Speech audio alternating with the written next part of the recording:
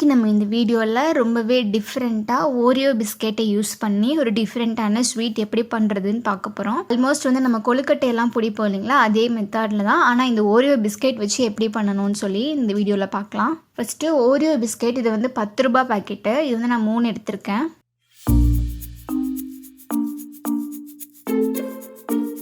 இப்போ நல்லா இந்த மாதிரி க்ரீம் எல்லாத்தையுமே தனித்தனியாக ரிமூவ் பண்ணிடணும்.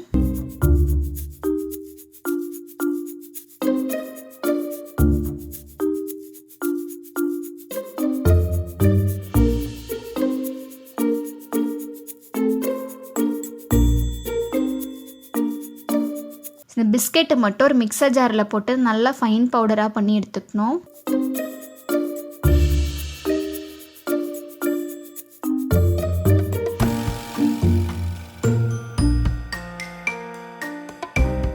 இப்போ 3 பேக்கெட் பிஸ்கெட்டை நல்லா ஃபைன் பவுடராக பண்ணின பிறகு இதுலேயே வந்து கொஞ்சம் கொஞ்சமாக வந்து சூடான பால் ஆட் பண்ணி லைட்டாக மிக்ஸ் பண்ணணும்.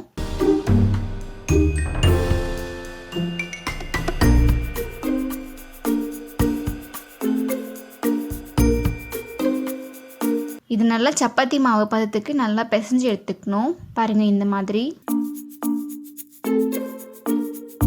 அடுத்து நம்ம ஆல்ரெடி எடுத்து வச்சுருந்த க்ரீமில் வந்து கொஞ்சமாக டெசிகேட்டட் கோகோனட் ஆட் பண்ணிக்கலாம். என்கிட்ட வந்து டெசிகேட்டட் கோகோனட் இல்லாததால் நான் வந்து அரைச்ச தேங்காயை வந்து நான் இதில் ஆட் பண்ணிக்கிட்டேன். உங்ககிட்ட டெசிகேட்டட் கோகோனட் வந்து இருந்துச்சு அப்படின்னா நீங்கள் அதை கூட யூஸ் பண்ணிக்கலாம்.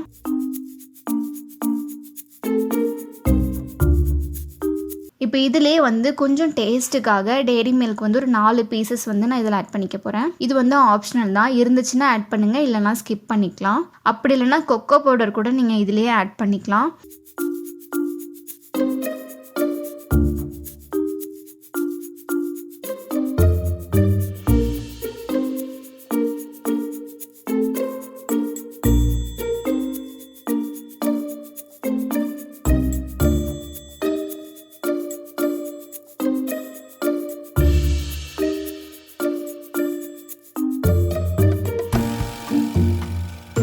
இப்போ இது எல்லாத்தையும் நல்லா மிக்ஸ் பண்ணும்போது நமக்கு வந்து ஒரு க்ரீம் மாதிரி கிடைக்கும். இந்த மாதிரி தான் பண்ணணும் அப்படின்னு அவசியம் கிடையாது. நீங்கள் ஜஸ்ட்டு நார்மலாக க்ரீமாக மட்டுமே கூட யூஸ் பண்ணிக்கலாம். இல்லை இது கூடயே வந்து நட்ஸ் எல்லாம் வேணும்னா கூட ஆட் பண்ணிக்கலாம். அது எல்லாமே உங்களுடைய விருப்பம் தான். நீங்கள் உங்களுக்கு ஏற்ற மாதிரி நீங்கள் ஆல்டர்னேட் பண்ணி ஆட் பண்ணிக்கலாம்.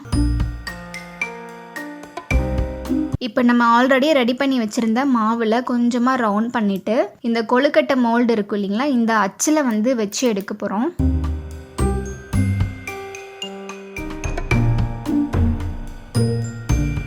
ஃபஸ்ட்டு நல்லா ரவுண்ட் பண்ணிவிட்டு அந்த அச்சில் வச்சுட்டு சென்டரில் மட்டும் ஹோல்ஸ் மாதிரி பண்ணி அதுக்கு மேலே வந்து இந்த நம்ம க்ரீமை உள்ளே வைக்க போகிறோம்.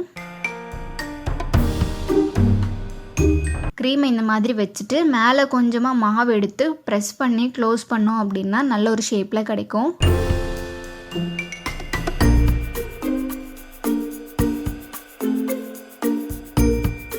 இப்போ இது ரிமூவ் பண்ணும்போது பாருங்கள் எவ்வளோ சூப்பரான ஒரு ஷேப்பில் இருக்குது அப்படின்னு.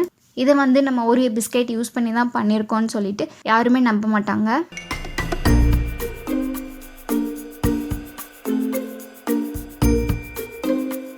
ரவுண்ட் பண்ணாமல் இந்த மாதிரி ஸ்ட்ரெயிட்டாகவே வச்சு கொஞ்சம் கொஞ்சமாகவே ஆட் பண்ணிவிட்டு கடைசியில் வந்து ஸ்டஃபிங் வச்சாலுமே நல்லாயிருக்கும்.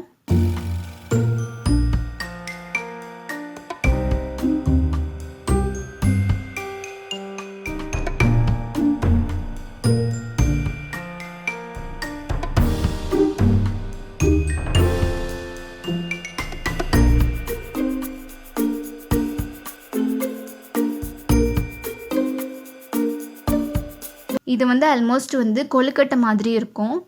விநாயகர் சதுர்த்திக்கு இந்த மாதிரி கொஞ்சம் டிஃப்ரெண்ட்டான கொழுக்கட்டையெல்லாம் கூட நம்ம பண்ணி வச்சுக்கலாம்.